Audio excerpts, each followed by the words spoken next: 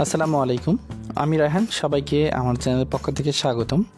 তো বন্ধুরা, বরাবরের মতো আজকে আমি তথ্য মন্ত্রণালয়ের নিয়োগ বিজ্ঞপ্তি আপনাদের সামনে উপস্থাপন করার জন্য চলে আসলাম। তো আজকে আমি এই ভিডিওটাকে দুইটা স্টেপে ভাগ করছি। প্রথম স্টেপ হচ্ছে আমি আপনাদের সামনে উপস্থাপন করব যেখানে কী কী পোস্ট আছে, কতটা পোস্ট আছে, আবেদন কবে থেকে শুরু হবে এবং কবে শেষ হবে এবং আবেদন করার সময় কী কী প্রয়োজন পড়বে। আর দ্বিতীয় পার্ট যেটা থাকবে, মানে এই প্রথম অংশের পরে আমি দ্বিতীয় পার্টে রাখবো যে আপনারা অনলাইনের মাধ্যমে এই যে ফর্মটা আছে, এই নিয়োগ বিজ্ঞপ্তির যে ফর্মটা আছে অনলাইনের মাধ্যমে কীভাবে আপনারা পূরণ করবেন নির্ভুলভাবে, সেটা আমি আজকের এই ভিডিওতে সেটাও দেখে দেওয়ার চেষ্টা করব। ভিডিওটা শুরু করার আগে আপনাদের কাছে একটা অনুরোধ থাকবে, আপনি যদি এই চ্যানেলে নতুন হয়ে থাকেন তাহলে প্লিজ সাবস্ক্রাইব করবেন এবং পাশে থাকা যে বেল আইকনটা থাকবে সেখানে ক্লিক দিয়ে রাখবেন, যাতে করে পরবর্তীতে কোনো ভিডিও আপলোড করলে সাথে সাথে আপনি নোটিফিকেশন পেয়ে যান। তো এছাড়া আমি আমার চ্যানেলে আরও বেশ কিছু ভিডিও রাখছি, সেটা কিন্তু আপনারা সেগুলো দেখে নিতে পারেন, হয়তো আপনাদের উপকারে আসতে পারে। তো এই নিয়োগ বিজ্ঞপ্তিটা প্রকাশ করা হয়েছে 20 ডিসেম্বর 2020। তো নিয়োগ বিজ্ঞপ্তিতে কী কী বলা আছে আমি এখন আপনাদের সামনে সেটা তুলে ধরার চেষ্টা করব। তবে ভিডিওটা স্কিপ না করে সম্পূর্ণ ভিডিওটা দেখে তারপরে কিন্তু আবেদন স্টেপে যাবেন, কারণ সম্পূর্ণ বিষয়টা না জেনে কিন্তু অনেকে আবেদন করে ফেলেন, যাতে করে আপনারা অনেকেই সমস্যায় পড়েন। তো চেষ্টা করবেন ভিডিওটা শুরু থেকে শেষ অবধি দেখার। তো এখানে প্রথম যে পদটা আছে এটা হচ্ছে মেকানিক পদ। এর বেতন স্কেল হচ্ছে 9,700 টাকা থেকে শুরু করে 23,490। সো বেতন গ্রেড 15, পদ সংখ্যা হচ্ছে একটি। যোগ্যতার কথা বললে না বলেই নয়, সেটা হচ্ছে মাধ্যমিক স্কুল সার্টিফিকেট বা সমানের পরীক্ষা উত্তীর্ণ।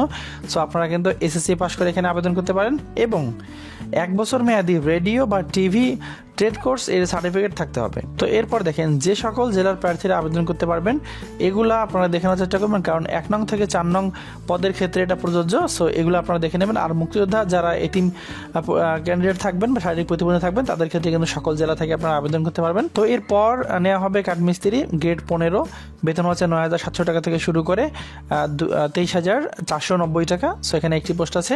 এখানে জেএসসি পাস বা 8ম শ্রেণী পাস হলে আবেদন করতে পারবেন। এরপর আমরা দেখব অফিস সহকারী কাম কম্পিউটার মুদ্রাক্ষরিক। এখানে গ্রেড হচ্ছে 16, বেতনের স্কেল হচ্ছে 9,300 টাকা থেকে শুরু করে 22,490 টাকা। এখানে নেওয়া হবে একজন। এখানে দেওয়া আছে কোনো স্বীকৃত বোর্ড হইতে ন্যূনতম 2য় বিভাগ বা সমমানের জিপিএতে উচ্চ মাধ্যমিক সার্টিফিকেট। সো আপনারা কিন্তু এখানে উচ্চ মাধ্যমিক সার্টিফিকেট হলেই আপনারা আবেদন করতে পারবেন এবং কম্পিউটার ব্যবহারের দক্ষতা থাকতে হবে এবং কম্পিউটার নির্ধারিত ব্যবহারিক যে পরীক্ষা থাকবে সেখানে কিন্তু অবশ্যই উত্তীর্ণ হতে হবে। তো এরপর নেওয়া হবে গাড়ি চালক। এখানে গ্রেড হচ্ছে 16, 9,300 টাকা থেকে শুরু করে 22,490 টাকা বেতন স্কেল।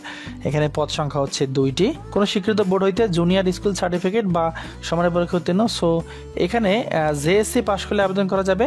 যারা পূর্বের 8ম শ্রেণী পাস ছিলেন তারাও কিন্তু এখানে আবেদন করতে পারবেন।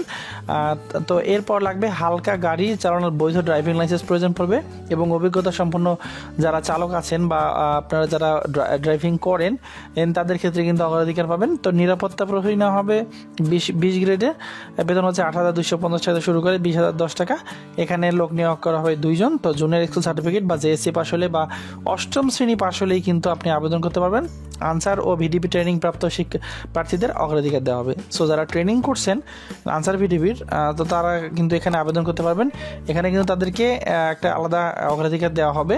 তো এখানে দেওয়া আছে সাইডে যে কোন কোন যারা প্রার্থী আবেদন করতে পারবেন, আপনারা এটা দেখে নেবেন। তো এর পরের যে পোস্টটা সেটা হচ্ছে পরিচ্ছন্নতা কর্মী।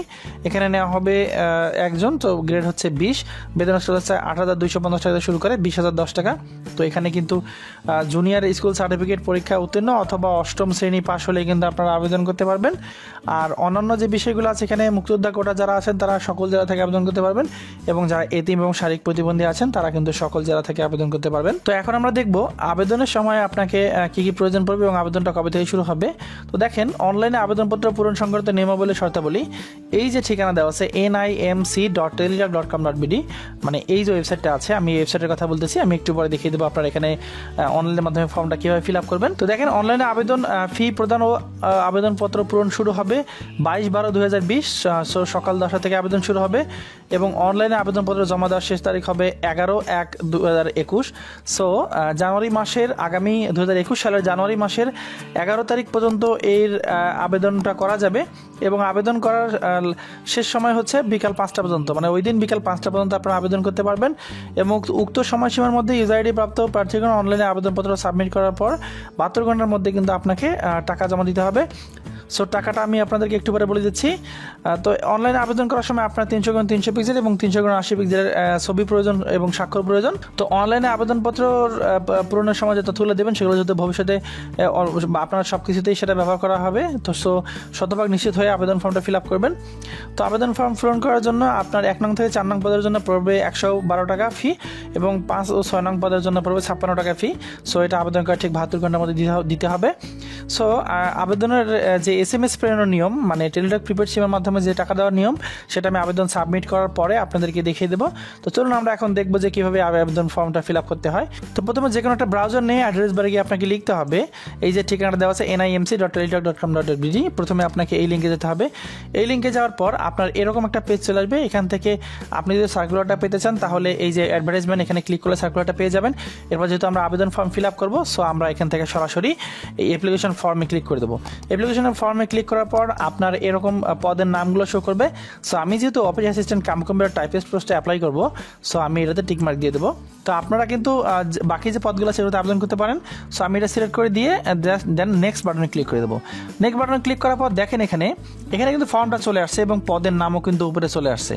তো ফর্ম পূরণ করার আগে অবশ্যই চেষ্টা করবেন যে আপনার SSC সার্টিফিকেট মিলে সবটা পূরণ করার, কারণ SSC বা JSC সার্টিফিকেট যাদের আছে তারা কিন্তু সেই সার্টিফিকেট অনুসারে ফিল আপ করার চেষ্টা করবেন। তো এখন আমি আপনাদেরকে এই ফর্মটা সুন্দর করে ফিল আপ করে দেখিয়ে দিচ্ছি। তো দেখেন প্রথমে আপনার নাম দিবেন, তারপরে আপনার পিতার নাম দিবেন, সব ইংলিশে দিবেন, মায়ের নাম দিবেন ইংলিশে সার্টিফিকেট অনুযায়ী, এরপর আপনার জন্ম তারিখ দিয়ে দেবেন, তারপরে আপনার মেল ফিমেল যার যারা সেভাবে দেওয়ার চেষ্টা করবেন। এরপর রিলিজিয়ন দিয়ে দেবেন, হিন্দু হলে হিন্দু, খ্রিস্টান হলে খ্রিস্টান, বুদ্ধ হলে বুদ্ধ, ইসলাম হলে ইসলাম দিয়ে দেবেন। তারপরে আপনার NID নাম্বার দিয়ে দেবেন। যাদের NID নাম্বার নাই তারা জন্ম নিবন্ধন কার্ড অথবা পাসপোর্টের তথ্য দিয়ে কিন্তু এখানে আবেদন করতে পারবেন। যেহেতু আমার NID কার্ডের তথ্য আছে সেহেতু আমি NID নাম্বার ব্যবহার করলাম। ব্যবহার করার পর এখানে আমি বাকি সবগুলো নো করে দিচ্ছি। ম্যারিটাল স্ট্যাটাস, যার সিঙ্গেল আছেন তারা সিঙ্গেল দেবেন, যারা ম্যারিড আছেন তারা ম্যারিড দেওয়ার চেষ্টা করবেন। কোটা, যার কোটা আছে তারা কোটা ব্যবহার করতে পারেন। এখানে আনসার ভিডিও কোটা থেকে শুরু করে এতিম কোটা, ফিজিক্যাল সেন্স মানে শারীরিক প্রতিবন্ধী যারা আছেন তারা আবেদন করতে পারবেন, এবং ফ্রিডম ফাইটার তাও কিন্তু আবেদন করতে পারবেন। সো আমি যেহেতু নন কোটা, সো আমি নন কোটা করে দিলাম।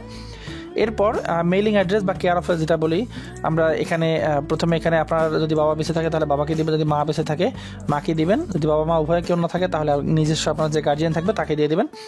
দেওয়ার পরে আপনার ঠিকানা দিয়ে দেবেন এখানে, তারপর ডিস্ট্রিক্ট দিয়ে দেবেন, তারপরে উপজেলা, তারপরে আপনার পোস্ট অফিস, তারপর আপনার পোস্ট কোড। যদি আপনার প্রেজেন্ট এবং পার্মানেন্ট অ্যাড্রেস সেম হয় সেক্ষেত্রে আপনি এখানে টিকমার্ক দিয়ে দেবেন, যাতে করে এই তথ্যগুলো এখানে বসে। যদি আলাদা হয় তাহলে এখানে টিকমার্ক না দিয়ে তথ্যগুলো বসে দিবেন। তো এরপর mobile number, so mobile number দেখেন আমি দিয়ে দিচ্ছি।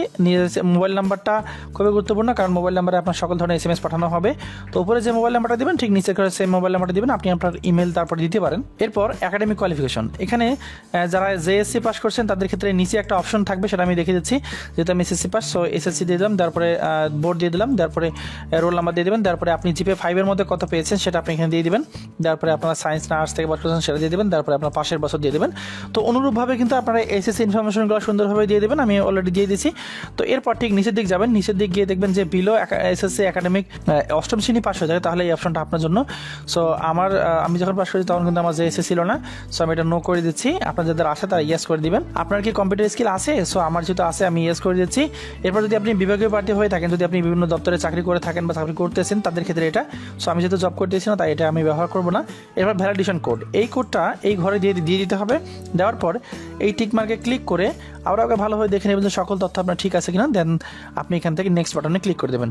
নেক্সট বাটনে ক্লিক করার পর আপনার এরকম একটা পেজ শো করবে, এখানে ভালোভাবে দেখে নেবেন যে আপনার সকল তথ্য সঠিকভাবে এন্ট্রি করেছেন কিনা, কারণ এখানে আবেদন সাবমিট করার পর আর এডিটের সুযোগ থাকবে না। যদি এখানে আপনার কোনো তথ্য ভুল হঠাৎ করে আপনার চোখে নজরে পড়ে যে ভুল হয়েছে, তাহলে কিন্তু আপনি নিচ থেকে এই যে অপশনটা পাবেন এখানে ক্লিক করে কিন্তু আপনি এডিট করতে পারবেন। সো আমাদের যেহেতু সকল তথ্য ঠিক আছে তাই আমি এখন ছবি এবং স্বাক্ষর এখানে আপলোড করে দেবো। জাস্ট ছবি আপলোড করার জন্য ব্রাউজ ফটো এখানে ক্লিক করব। এখানে ক্লিক করার পর আমার ছবি এবং স্বাক্ষরটা চলে আসবে। এখান থেকে আমি আমার ছবিটা দিয়ে দিচ্ছি, দেওয়ার পরে এরপর আপলোড সিগনেচার এখানে ক্লিক করে আমি আমার সিগনেচারটা এখানে দিয়ে দিচ্ছি। দেওয়ার পরে আমি এই টিক মার্কে ক্লিক করে আরও একবার ভালোভাবে দেখে নেবেন, কারণ আবেদন সাবমিট করার পর কিন্তু চেঞ্জ করার সুযোগ থাকবে না। দেন এখান থেকে আপনি সব কিছু সঠিক থাকলে আপনি এখানে সাবমিট দ্য অ্যাপ্লিকেশন বাটনে ক্লিক করে দেবেন।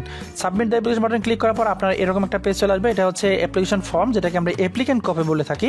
তো এই যে ইউজার আইডিটা একটু পরে আমরা এই ইউজার আইডি দিয়ে কিভাবে টাকাটা জমা দেবেন আমি আপনাদেরকে দেখিয়ে দিচ্ছি। তো আবেদন সাবমিট করার পরও যদি আপনার কোথাও ভুল পরিলক্ষিত হয় বা ভুল মনে হয়, তাহলে আবার নতুন করে একই পদ্ধতিতে আবেদন করে এই যে ইউজার আইডি থাকবে এটা দিয়ে কিভাবে টাকা জমা দেন আমি আপনাদেরকে দেখিয়ে দিচ্ছি।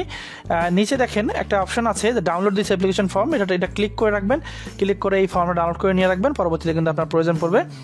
তো টাকা জমা দেওয়ার যে বিষয়টা সেটা হচ্ছে প্রথমে আপনাকে পর্যাপ্ত পরিমাণ ব্যালেন্স আপনার টেলিটক প্রিপেড সিমে রিচার্জ করে নিতে হবে। নেওয়ার পর মেসেজ অপশনে গিয়ে লিখতে হবে NIMC স্পেস দিয়ে এই যে ইউজার আইডিটা একটু আগে আমি দেখিয়ে দিলাম, এই ইউজার আইডিটা আপনি সুন্দরভাবে দিয়ে দেবেন।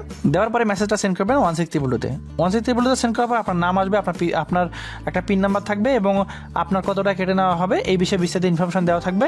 তো এর পরে SMS এ আপনি লিখবেন NIMC স্পেস ইয়াস স্পেস যে পিন নাম্বারটা 8 সংখ্যার আসবে সেটা দিয়ে মেসেজটা সেন্ড করবেন 163 সেন্ড করার পর আপনার কাছে একটা ইউজার আইডি এবং পাসওয়ার্ড চলে আসবে, সেটা ভালো করে সংরক্ষণ করবেন। পরবর্তীতে এই মিটকে ডাউনলোড করার জন্য কিন্তু আপনার ওই ইউজার আইডি এবং পাসওয়ার্ড প্রয়োজন পড়বে। তো এই ছিল মোটামুটি আজকের এই নির্বিঘ্ন সম্বন্ধে বিস্তারিত আমি আপনাদের সামনে উপস্থাপন করার চেষ্টা করলাম। ভিডিওটা যদি ভালো লাগে থাকলে অবশ্যই লাইক করবেন, কমেন্ট করবেন এবং বন্ধুদের সাথে শেয়ার করার চেষ্টা করবেন। ধন্যবাদ সবাইকে, সবাই ভালো থাকবেন, সুস্থ থাকবেন। আসসালামু আলাইকুম।